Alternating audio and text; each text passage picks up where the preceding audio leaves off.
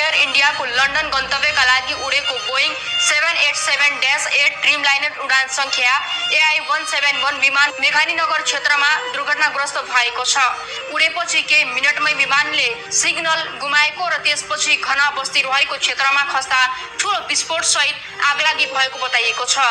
विमानमा सवार यात्रु र चालक दलको संख्या विभिन्न स्रोतहरूका अनुसार 242 जनासम्म उल्लेख गरिएको छ।